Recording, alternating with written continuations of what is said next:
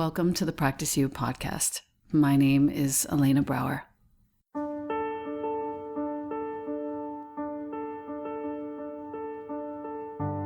Together, we'll explore and enjoy content and conversations around mastering transitions in our relations, our wellness, our careers, our families, and especially in our missions and visions.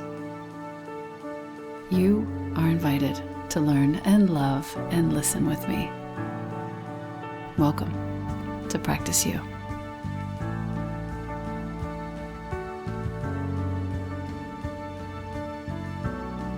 Welcome back to the podcast. I have a huge grin on my face. I have waited so long for this moment. I have with me today two of my dear friends.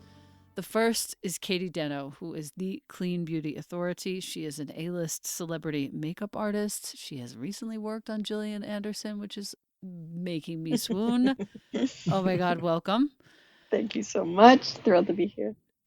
So nice to have you. And Joshua Onysko is here, who is one of my literally best friends, founder of Pangea Brand's CEO. He has just launched the most sustainable packaging suite of products that we will see in our lifetime up until this point. And I'm so happy to have you here because I feel very connected to this project. I've been sort of swerving in and out of this project for a very long time, and I want to welcome you both here. Thank you so much, Elena and Katey, for being on the podcast today. Yes. Such a pleasure. Such a pleasure. Katey is, for our listener, Katey is now going to be working closely with Pangea Brands to share the importance of the sustainable packaging that has now been launched. I am here to share how much I absolutely love the new products. I can't get over them. I thought I loved them a lot before, but now this is a whole nother level. And Joshua, I would love for you to share a little bit about the background of the Pangea Brands so that our listener can start to get to know the arc of your existence with this and why it matters so much to you. Absolutely. I got into the beauty industry 21 years ago in 2000, the year 2000. And, the arc has been researching ingredients and sourcing and packaging, and constantly as a brand, our ethos is to be always looking at how we can raise the bar when it comes to truth in formulation, efficacy, and the sustainability of our packaging. And what we launched last week with the new Pangea products and packaging really is the culmination of 20 years of doing nothing but this. And when I say this, I mean researching ingredients when it comes to science versus trends, and researching farmers that we have partnered with literally around the globe who have dedicated their lives to growing the most organic, regenerative ingredients we could possibly ever source. And probably about 4.5, 5 years ago, I decided that the next echelon of sustainability when it comes to packaging really has to be plastic free. We are in a plastic crisis and have been for many years.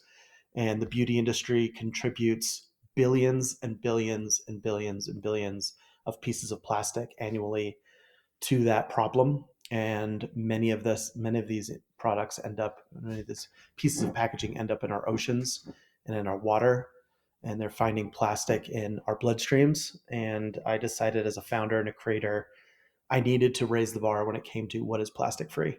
So we spent the last 27 months rebranding, reformulating, and researching pretty much every material on earth to deliver the products that we now have today as our brand. I'm so proud of you. Thank you.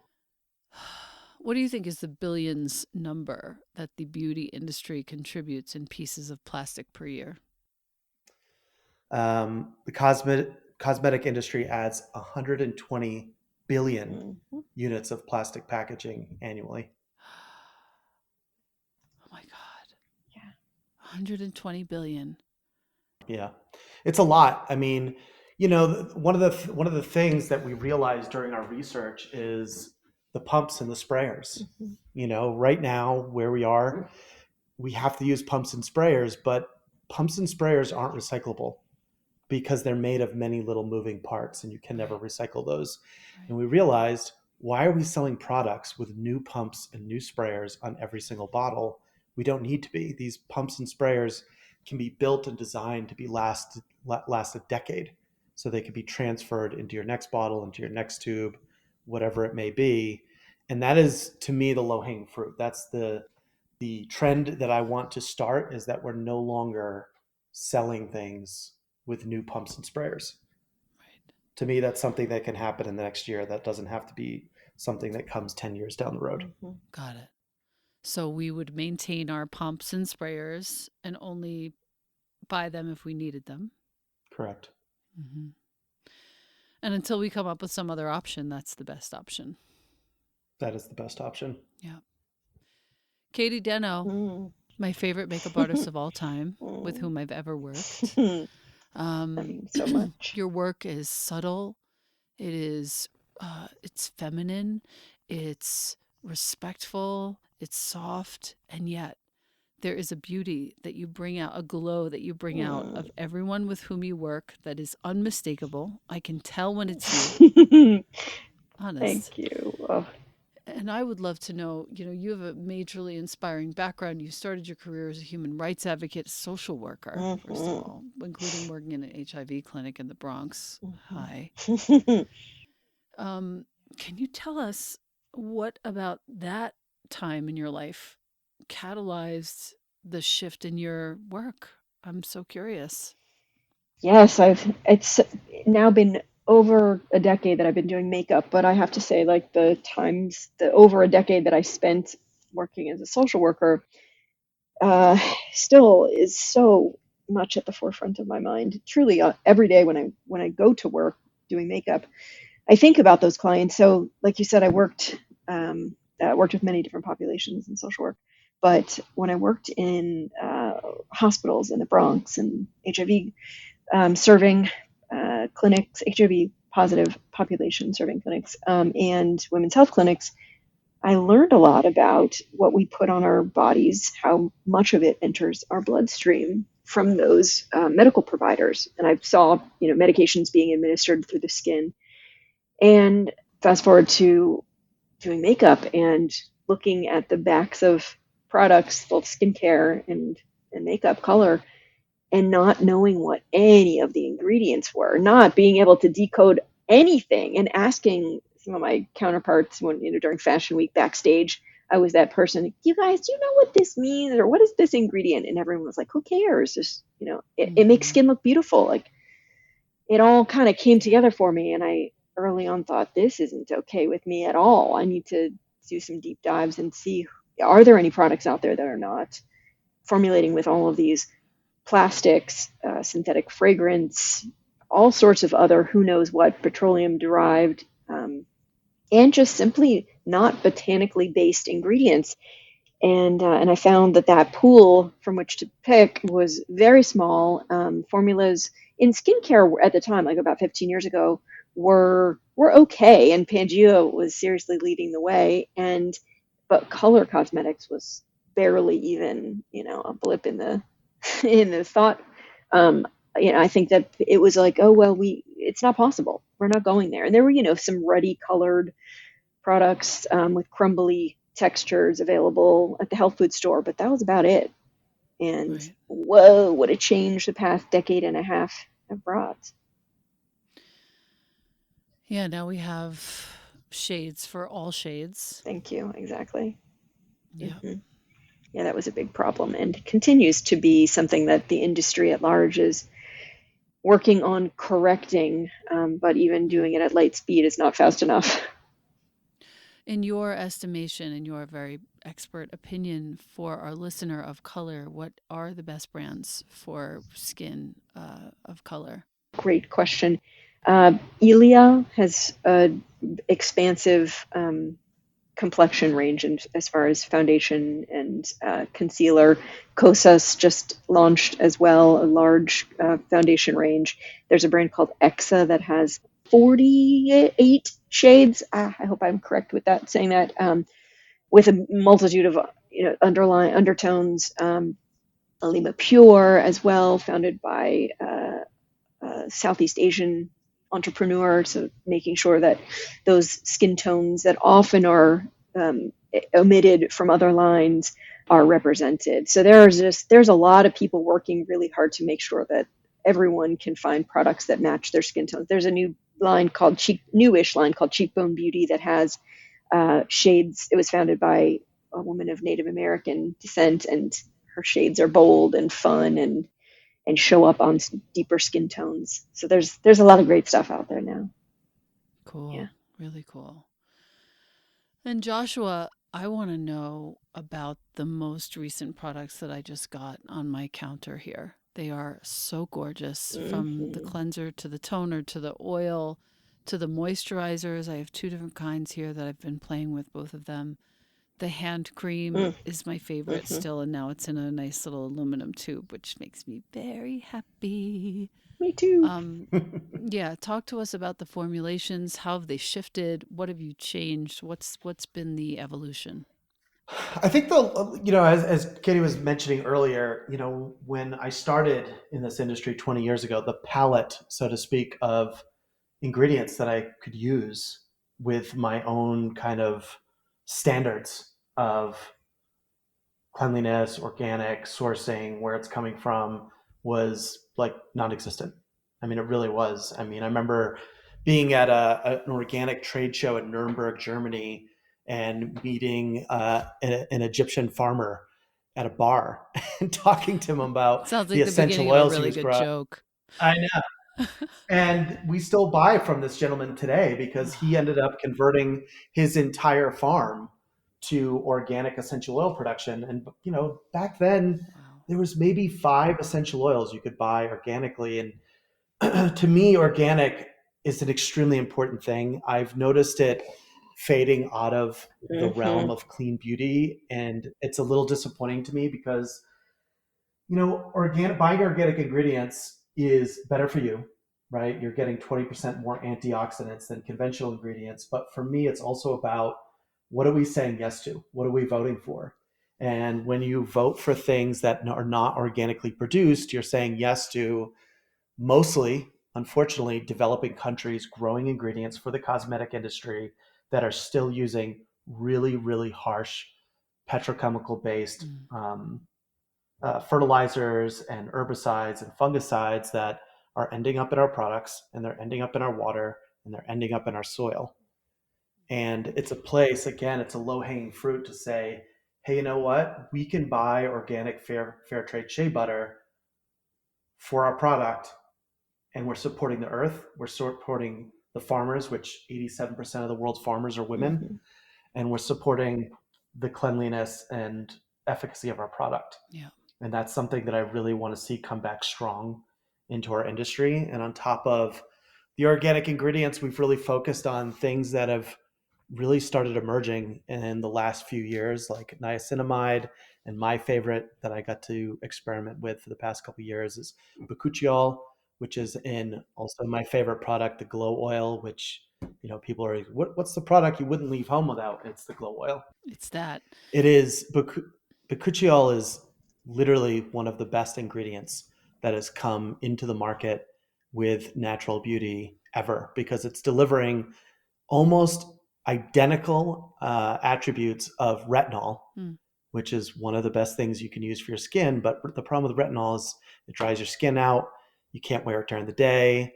It can make your skin permanently sensitive to pretty much everything. Yeah.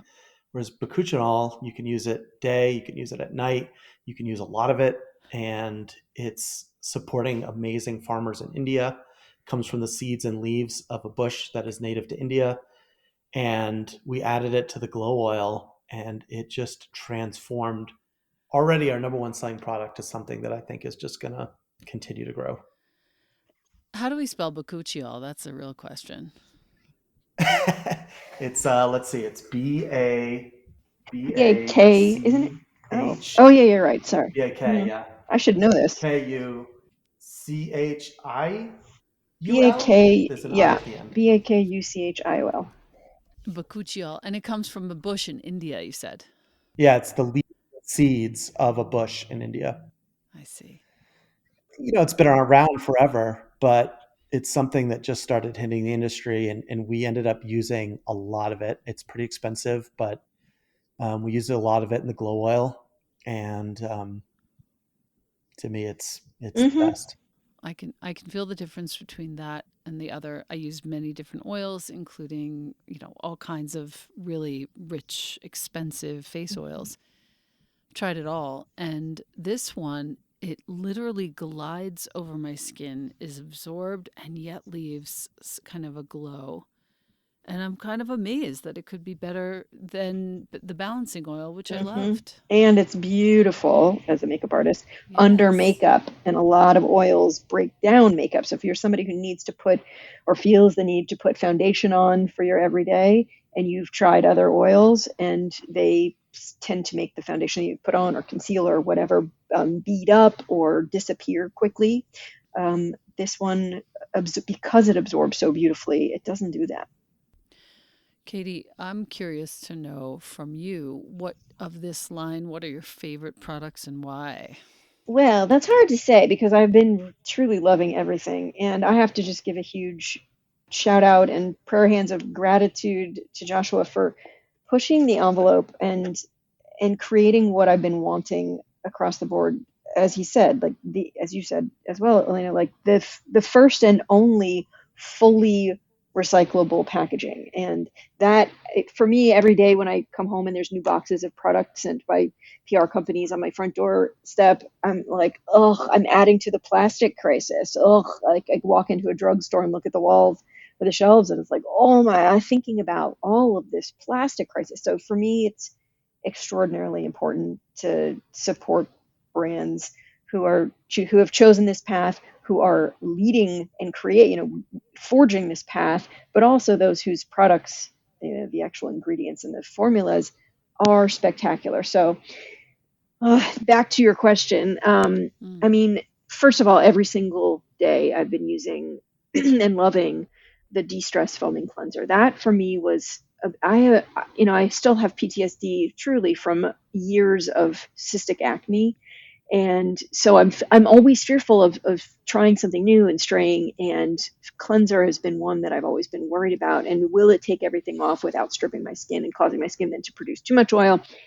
That de-stress foaming cleanser, Joshua, you killed it. It is, killed it. yes, it's my favorite. I have now gifted it to a lot of clients who have the same fears as do I, who need to remove that full face of makeup at the end of the day. And for, of course, for those who don't, I don't wear a full face of makeup.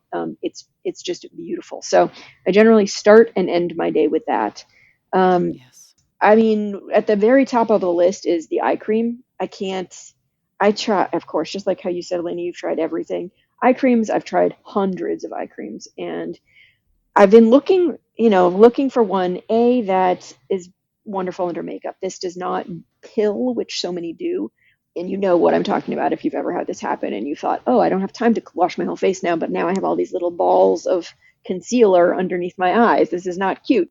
So if you're doing the eye cream topped with a little concealer, this is the one. It also doesn't travel into my eyes and make my contacts smeary, which I know the skin underneath our eyes has, I've heard from eye doctors, this is called migratory skin, which is an interesting look under a microscope at some of the structure of the way the skin is underneath the eye. Supposedly, it brings whatever is on the skin around the eyes towards the eye, and I experience this with every other product as the day goes on, it's immediately in my eyes. And also essentially removing my eye makeup with every blink, my mascara transfers. It's like the opposite of oil cleansing. The product is on your skin, but the intention is Right. not to remove your makeup while you're wearing it. So I haven't experienced any of those negatives that I do with so many others, and I think that in large part it's because it also absorbs so quickly. A lot of eye creams are thick and rich and sit on top of skin, which is great if you're not wearing any other makeup or sunscreen or anything. But if you are, you need something that's not going to interfere with what you're putting on top. So those are two tops. Also, I've been using the ultra nourishing moisturizer. Yeah. Ultra rich nourishing moisturizer for day and night. It's often something I would recommend at night, just for folks who are normal to dry. But living in California, In a desert, I find it is spectacular for my skin. My neck, in particular, looked dry extensively before this stuff, and also again underneath makeup, it's beautiful. So those, if I to keep it to just a few, those would be my top three. And then I have to say the hand cream. I mean, I've always loved, but boy, oh boy, that hand cream, and that's like the finishing touch on with every client before I send them onto the red carpet or wherever. I give them a nice hefty dose of top of the hand massage with that, and Oh, everybody loves it. And then I've watched them like smelling their hands throughout the night whenever I see pictures. totally. Yeah. Totally. Watching the reaction of somebody using that hand cream for the Yes. first time is always something really fun for me. Same. I keep it at every sink in my house. Ditto. Yeah. Um, okay, this is really good. I would love now to turn toward the packaging because that's what blew my mind the most. James, my boyfriend, who's a packaging designer, I opened the box and I showed him the molded fiber packaging for the certain bottles in the collection. He gasped, which he never does. He's such a snob. He gasped and he was like, "Oh my god, Joshua is the real deal." Yep. That's what he said. Yep. At which point I called Joshua and I learned something that was really fascinating to me, which is when you buy an iPhone, which our listener most likely definitely has, in the package with your iPhone is a little white insert that holds the iPhone steady in the box and doesn't let it move. It also has a little space for the headphones and the little booklet, so forth. That little package is made of a very innovative molded fiber that is also being used in the Pangea packaging. And it's of note that the Apple company and the Pangea company are at current the only two clients for this molded fiber material. Joshua, I need to hear the whole story of how this happened and how the hell you got that to be true. You remember that we were the first company to launch molded fiber in the cosmetic industry in 2006 with our plantable packaging. But back then, there was no company. This company that we're using right now actually didn't exist. And we were using an egg crate carton company, which was really, really complicated. And when I decided to go plastic free, I wanted something that really protected the glass because glass gets damaged, and I wanted something innovative that you could throw in your compost, which I know Elena's earthworms are right now eating our molded fiber boxes in her Dude, they're earthworm box feasting. in her backyard. And I contacted this company who has never made outer packaging. They make a lot of packaging for Apple and other tech companies, but they had never been contacted to make something that was consumer facing. It's always something that's inside a box. And they ended up getting very excited about it. I mean, it's a huge company now. They got very excited about my concepts and ideas. And I was fortunate to work with Josh Ivey, who's our in-house designer. He's been with us for 17 years or so.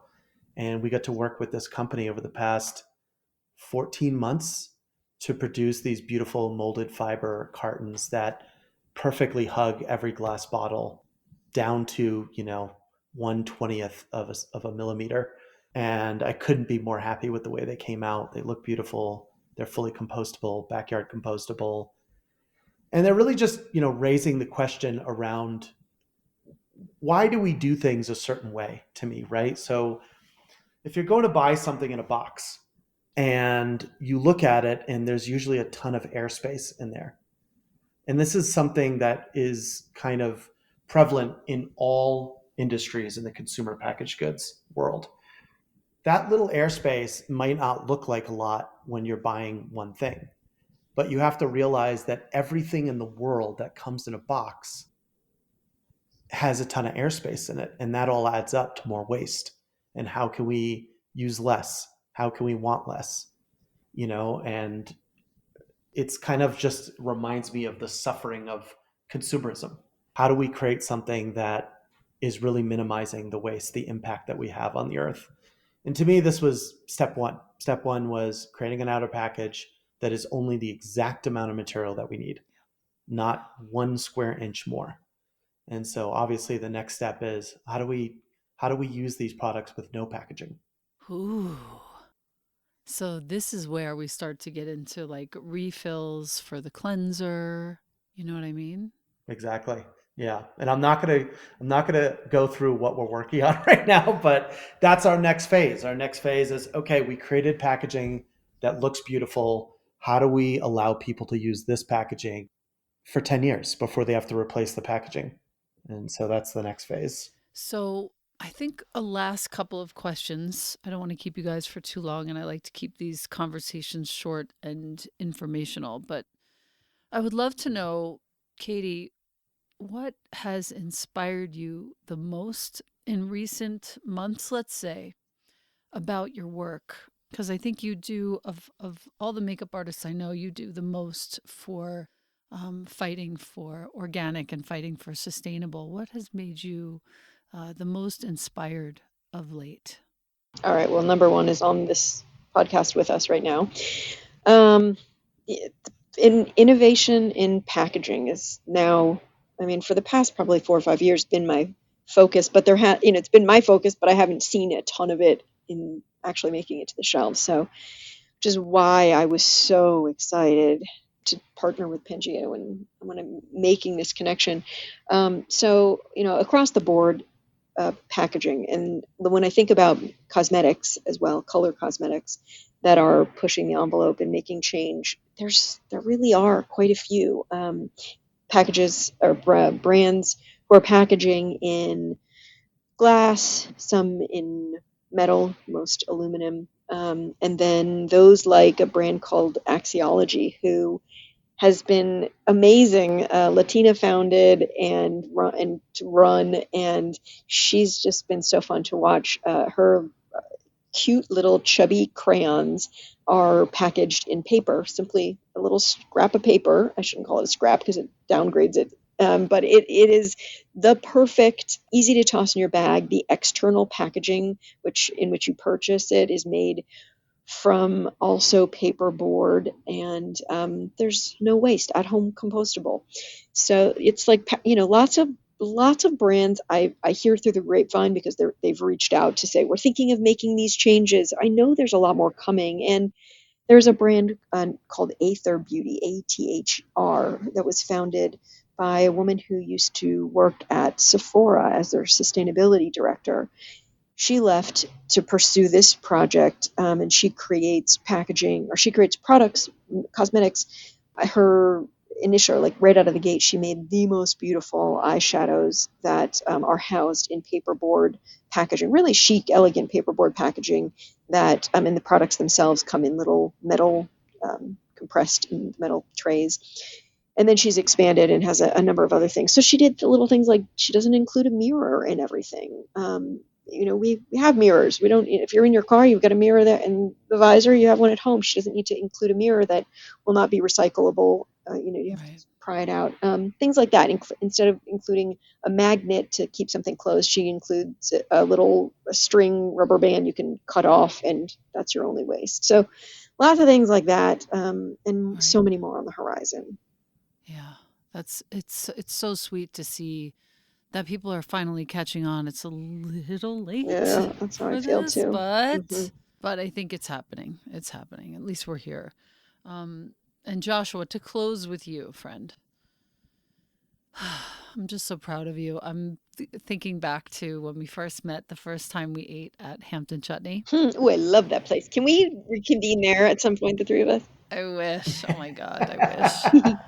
Um, and you were sharing with me about what you were building. And then we had this sort of meeting with a bunch of folks from my yoga studio where Joshua shared the first range of Pangea products.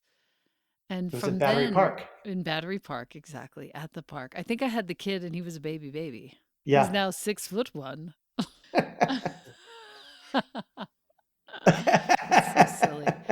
Um, but Joshua, between then and now, you've had a pretty incredible road, replete with, fails, victories, understandings, learnings. If there were any sort of commentary that you could give us to one, the listener who is starting a project or excited about something that they want to build, to teach them about how important failing is? And two, what are you most proud of? I think it's kind of all the same thing, like people love to talk about the question, what is the purpose of life? And you can either go macro or micro on that. But for me, life is legacy in every aspect of what we're doing in every moment. Life is legacy. Every time you make a decision, every time you take the time to stay silent, to allow someone else to say their piece, to hear their truth, you're making space for someone else in your life. Every time you make a decision, you're going to buy something or move somewhere or do something or take action against something, you are adding one more marble to your jar of legacy. And so to me, I've dedicated my life to making my legacy about creating change in my industry.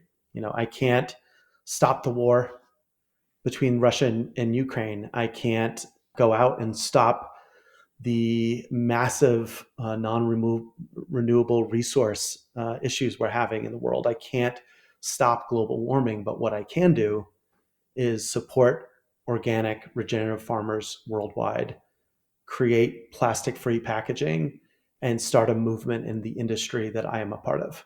And for me, that's my legacy. And when you're out there creating your own thing, forget about the money.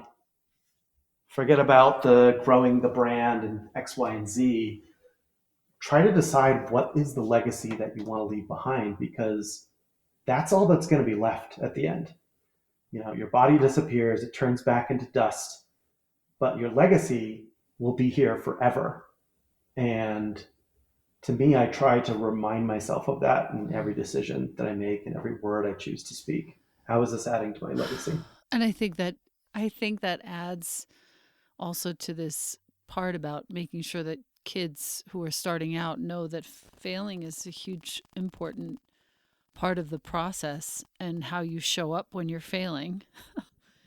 You are an example of that, Joshua. I've seen you go through really hard times with both work and personally, and I've seen you just pluck yourself out of the morass and come back and come back and come back and come back. And this iteration of Pangea is a real telltale sign of your commitment to this legacy. And I really thank you for it, because it's changing the way that I see things again and again.